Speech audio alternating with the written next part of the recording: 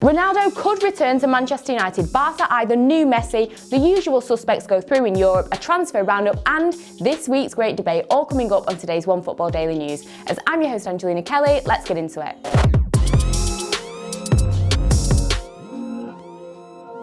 First up, and yes, you heard me right, according to recent reports, Cristiano Ronaldo is more likely to be heading back to Manchester United than making a return to Real Madrid. Now, of course, Ronaldo is in his third season at Juventus and he hasn't really made the impact that we all expected. I think personally, he has still been racking up the goals and having some great performances, but he's not got them a Champions League trophy, which is apparently the reason why they brought him in the first place. Now, of course, there have been rumours with Real Madrid. Zidane has hinted that it could possibly happen, but it seems more than likely that Madrid will be looking towards the future and signing the likes of Haaland or Kylian Mbappe rather than a Ronaldo return. Tuttosport have of course come out saying that there are doubts over Ronaldo's future. Now, the powers that be at Juventus have come out and said that he's the future of Juventus. Not too sure if you can say that a 36-year-old is the future of your club, but whatever.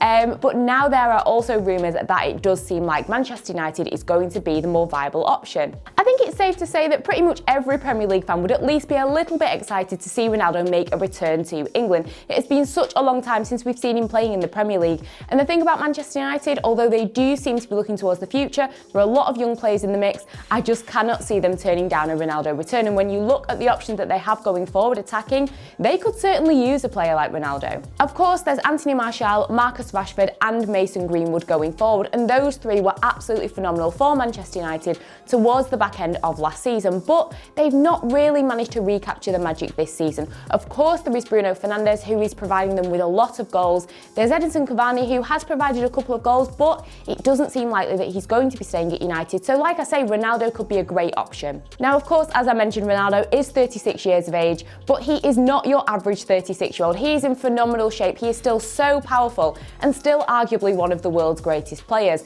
Now, I know, like I say, Manchester United are going more towards the future, towards younger players, but this wouldn't be the first time that they had an older player come in for a season or two just to shake things up a bit. Of course, they did it with Zlatan Ibrahimovic. Now they're doing it with Cavani. So why not bring Ronaldo back to Old Trafford? But what do you guys think? Let me know in the comment section below, and make sure you check out the video above my head, which is Matt taking a look at the Ronaldo situation and what his options may be. Next up, and we are heading to Barcelona, who have got their eye on 17-year-old Yusuf Demir, who has been dubbed the Austrian Messi. Now, if you're not too sure who this player is, he plays for Rapid Vienna, and Barcelona are not the only team after this player. Also, the likes of Borussia Dortmund, Bayern Munich, Manchester United, Manchester City have also been interested in the youngster. Now, ESPN have reported Barcelona's interest, and there are other reports stating that the club are prepared to part with between 6 and 8 million euros for the player. His contract with Rapid Vienna does expire in 2022, and due to the amount of attention that he's getting, it doesn't look like he's going to be signing an extension, so the club seems to be willing to let him go. Now, why is he being dubbed the Austrian Messi, you ask? Well, he is an attacker. Obviously, he can play on the left wing, on the right and centrally, but his ball control and shooting prowess have been the things that have well and truly shone for Demir, although he does still need to work on his defensive side of the game. Now, he has risen through the ranks at Rapid Vienna. He was in their academy, and since his debut in 2019, things have been going pretty well for him, and already in this season he has 6 goals and 2 assists. Now, if Demir does end up making the move to Barcelona, with Lionel Messi seemingly more and more likely going to be staying at Barcelona, could this mean that he could become almost like an apprentice of Messi? He could teach him the trade before he does eventually move on? I guess we'll have to wait and see. Heading over to the Champions League now, and it was a successful night for both Real Madrid and Manchester City, who have progressed to the next round of the competition. So, kicking things off with Real Madrid, last night they won 3-1 against Atalanta. On aggregate, it was a 4-1 victory. It was a pretty confident and comfortable win for Real Madrid. Now, Atalanta did have spells of really good play, but it just wasn't enough to beat Zinedine Zidane's men. One player that did make an appearance for Real Madrid was Sergio Ramos. Now, of course, he has been in the headlines recently about a potential move away from Los Blancos, but he had a really good game. This was his second game starting since he's had a month out because he had surgery on his left knee. Like I say, he had a good game, he got himself himself a penalty in the 60th minute, but in the 64th minute it was pretty comical. He was being subbed off by Zidane. I think they maybe had an understanding that he was only going to play about an hour of the game, but Ramos did not want to come off. He was gesturing with his hands that he wanted 10 more minutes, but Zidane was having none of it and he took him straight off the pitch. But you cannot blame the manager for wanting to protect the player, especially after that injury. So yeah, a great win for Real Madrid, and it will be really interesting to see who they draw in the next round of the competition. It seems like we kind of wrote Real Madrid off, especially after the rocky start in the group stage, but have we underestimated them? Could Real Madrid still actually win the Champions League? Well, one team that they may come up against is Manchester City, who got a great 4-0 win on aggregate against Gladbach as they also go into the next round of the competition. And it was a great game from Pep Guardiola's team. They got off to such a positive start. There were so many chances and they then capitalised on these chances in the 12th minute as Kevin De Bruyne scored a fantastic goal. And not long afterwards, it was 2-0 thanks to Ilkay Gundogan, who scored his 15th goal of the season.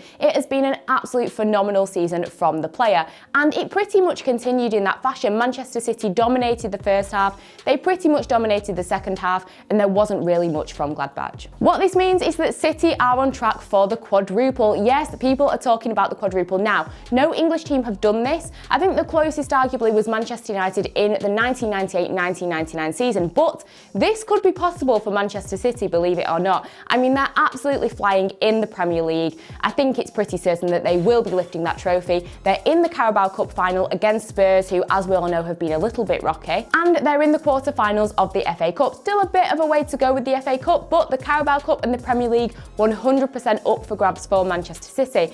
And then there is the Champions League. Now, since Guardiola's arrival at the Etihad Stadium, they haven't managed to get past the quarter-final stage, but could their luck be changing? Now, I actually did a video on why I think Manchester City could win the Champions League, which you can check out above my head here.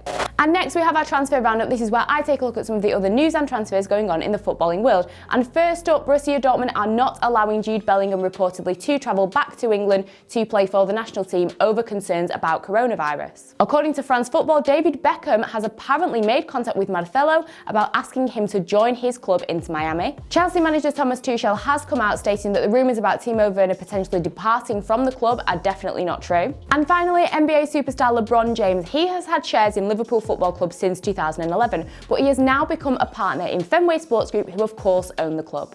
And last but by no means least, we have the great debate. This is where the OneFootball newsroom pose a question to you guys that you can answer in the comment section below, and you can find the newsroom's answers and mine in an article on the OneFootball app. Now, after Eric Lamella's incredible goal, they have raised the question, which is the best Premier League goal of all time? Now, there are so many goals that you can consider. It was really tough to pick one, but for me, I have gone for Dennis Bergkamp's goal against Newcastle for Arsenal back in 2002. Now, the 2001-2002 season was a great one for Arsenal. They, of course, got the domestic double, but I'm sure everybody will remember it for that brilliant goal. The Dutchman's ability to touch and turn around defender Nikos Debisas was totally effortless as the ball headed straight for that right-hand corner. It was cool, it was calm, it was collected, and that is why it makes it even more impressive for me and why it is my favourite goal. But like I say, let us know in the comment section what your choice is.